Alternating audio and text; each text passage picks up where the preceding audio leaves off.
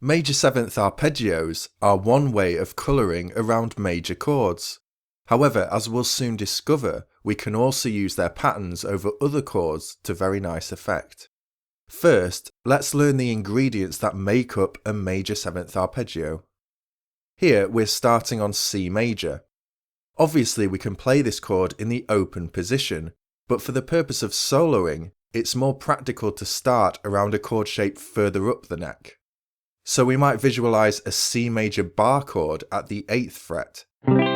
Around this shape, we could build a C major arpeggio, taking the root, 3rd and 5th from around the chord and playing them sequentially. But we could also add a major 7th interval, a half step down from the root, giving us a 4-tone major 7th arpeggio.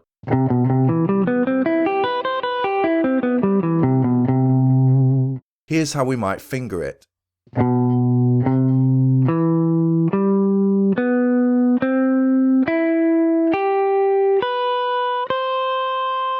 The major 7th interval has a specific quality, which you can hear if you hold it over the major chord.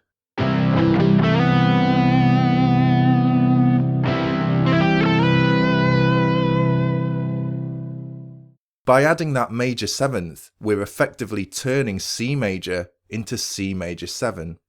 Remember, where there's an arpeggio, there's a chord.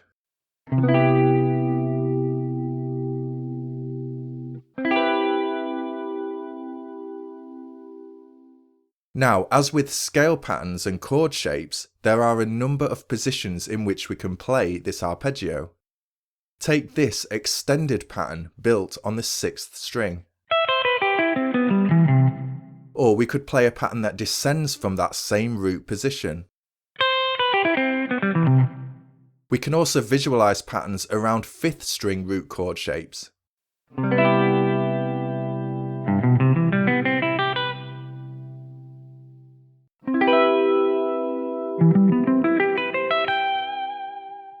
You can find all these diagrams, including the suggested fingering, on the lesson page. What these positions allow us to do is play the arpeggio around any major chord in any place on the neck, and also link them together into one large major 7th roadmap. Take E major for example, same sequence of patterns, only this time starting on the root of E. And we don't always have to play through an entire pattern across all 6 strings. For example, we could just play across the top 2 or 3 strings of any given position.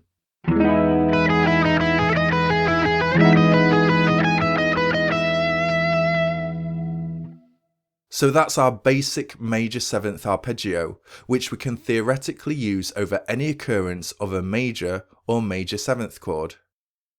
In other lessons, I show you how to merge arpeggios into larger scale phrases, but as a quick example, here I'm starting with an arpeggio and leading it into a larger E major scale phrase.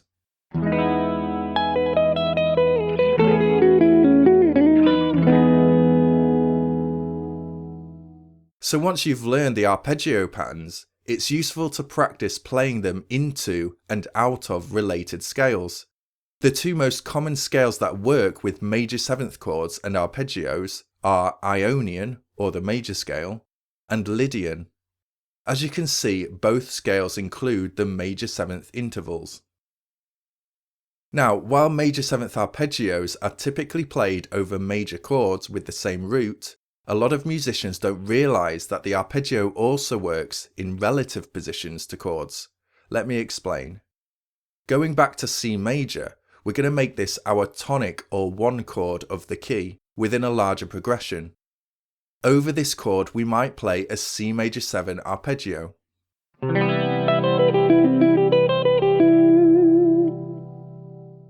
Let's say we move to the 4 chord, F major. We could also follow that change by changing our arpeggio root to F, since the 4 chord in major keys is naturally a major 7th chord.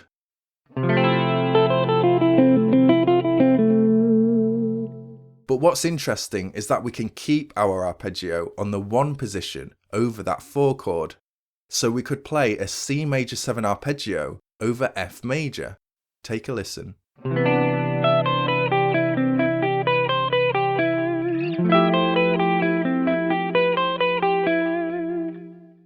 Why does this work? Well, as you can see, the C major 7 arpeggio gives us the 5, 7, 2 and sharp 4 of F major. The 2, sharp 4 and 7 are natural colour tones over the 4 chord. Although that effectively gives the arpeggio a different name, the only thing that matters is we're using the same C major 7 pattern to colour F major. In fact, this same method of staying on the tonic root works over every chord in the natural major key. In C major, we could play a C major 7 arpeggio over its 2 chord, D minor. Over its 3 chord, E minor.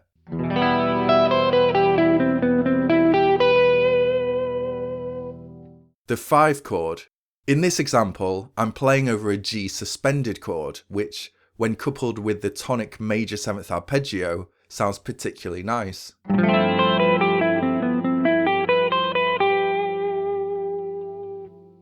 The 6th chord, A minor.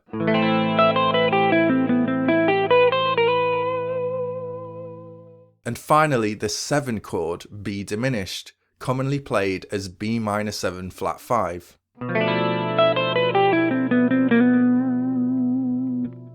The reason this works is because the same tonic major 7th arpeggio touches on natural colour tones of each chord in the key, so we're essentially extending the chord being played by using this arpeggio.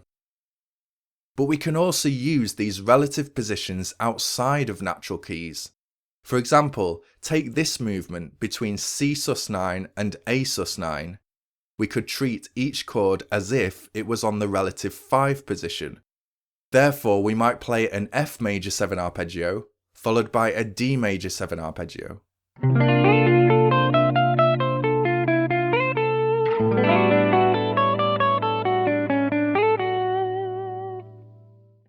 Or take this movement between E major 7 and D major 7. Of course, we could complement these chords by playing an E major 7 and D major 7 arpeggio respectively.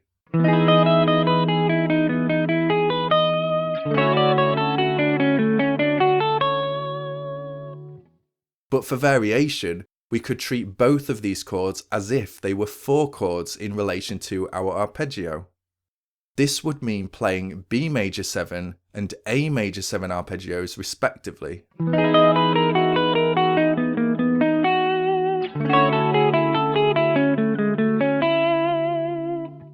And this relative concept also works over minor chords and keys. For example, in the key of A minor, we might play a C major 7 arpeggio based on A minor's relative major key tonic, which you could see as 3 frets up from the minor tonic root.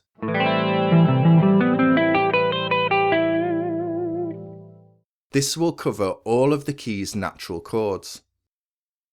In fact, with most occurrences of a minor chord, one option for soloing is to play a major 7th arpeggio 3 frets up from that chord's root, also known as the relative major position.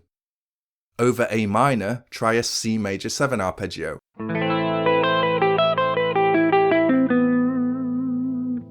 Over G minor, try a B flat major 7 arpeggio.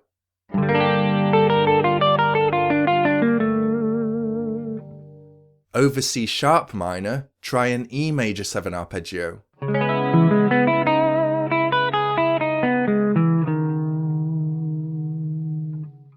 This all shows us that the major 7th arpeggio is incredibly versatile as a melodic system, and works in relative positions to both major and minor chords. So experiment with playing arpeggios on roots other than the chord you're playing over. By doing this, you can highlight chord colours using that same familiar pattern. For more help with major 7th arpeggios, including backing tracks, diagrams, and tabbed examples, visit the lesson page linked in the description. Cheers.